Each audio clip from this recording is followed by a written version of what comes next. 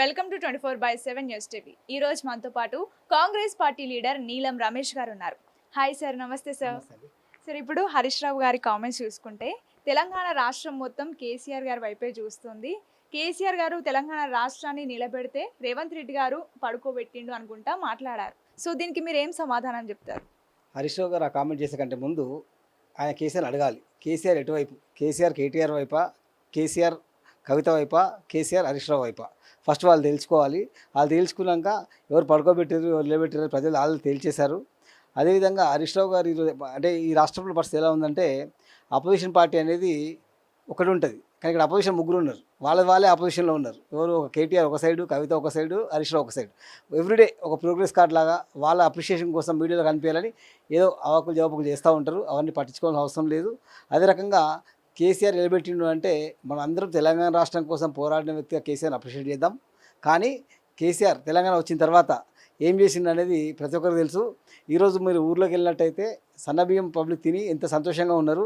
అదే కేసీఆర్ వరి వేసుకుంటే ఉరేసుకున్నా అన్నాడు. అలాంటిది వరి వేస్తే ఉరే అన్నాడు. అలాంటి వ్యక్తి గురించి మనం మాట్లాడటమే తప్పు. అలాంటి ఇంకోటి ఈరోజు ఉన్న కేసీఆర్ ఎక్కడున్నాడు? కేసీఆర్ ఫామ్ హౌస్లో పడుకుంటుండు. ఆయన బట్టి వీళ్ళు లేబట్టి ఏదో మాట్లాడి వాళ్ళ మెప్పు కోసం పోరాడుతూ తప్ప ఇంకొకటి లేదు. రేవంత్ రెడ్డి గారు ఫైట్ చేస్తూ ఉన్నారు. ఈ 10 ఏళ్ళ వాళ్ళు చేసిన దుష్ట పరిపాలనను ఛేదించి ఇది ఒక బాహుబలిగా ముందుకొచ్చి ఆయన పని ఆయన చేస్తూ ఉన్నాడు.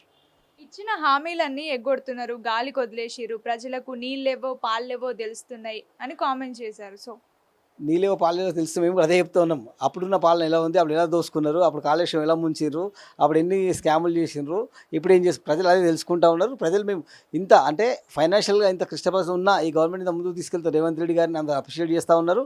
మేము కూడా అదే చెప్తా ఉన్నాం. హరీష్ రావు గారికి మీరు రివర్స్ మాట్లాడుతూ ఉన్నారు. మీరు మా వైపు వచ్చి మాట్లాడాలి తప్ప అక్కడ నుండి మాట్లాడకూడదు.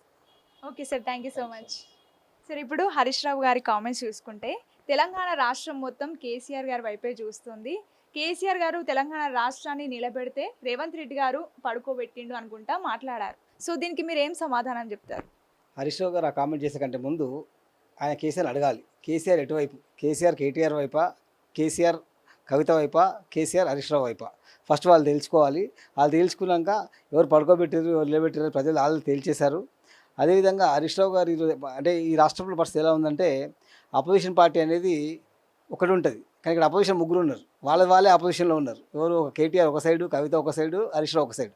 ఎవ్రీడే ఒక ప్రోగ్రెస్ కార్డ్ లాగా వాళ్ళ అప్రిషియేషన్ కోసం మీడియాలో కనిపించాలని ఏదో అవాకులు జవాకులు చేస్తూ ఉంటారు. అవన్నీ పట్టించుకోవాల్సిన అవసరం లేదు. అదే రకంగా కేసీఆర్ నిలబెట్టిండు అంటే మనం అందరం తెలంగాణ రాష్ట్రం కోసం పోరాడిన వ్యక్తిగా కేసీఆర్ని అప్రిషియేట్ చేద్దాం. కానీ కేసీఆర్ తెలంగాణ వచ్చిన తర్వాత ఏం చేసిండు అనేది ప్రతి ఒక్కరికి తెలుసు. ఈరోజు మీరు ఊర్లోకి వెళ్ళినట్టయితే సన్నబియ్యం పబ్లిక్ తిని ఎంత సంతోషంగా ఉన్నారు.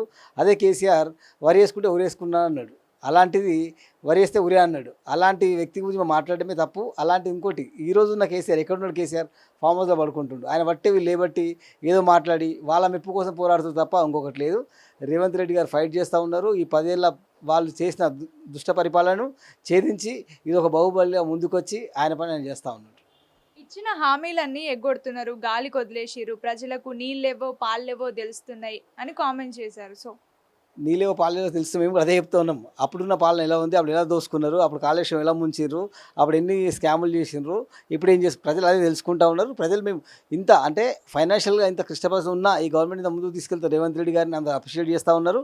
మేము కూడా అదే చెప్తా ఉన్నాం. హరీష్ రావు గారికి మీరు రివర్స్ మాట్లాడుతూ ఉన్నారు. మీరు మా వైపు వచ్చి మాట్లాడాలి తప్ప అక్కడ నుండి మాట్లాడకూడదు. Okay sir, thank you so much.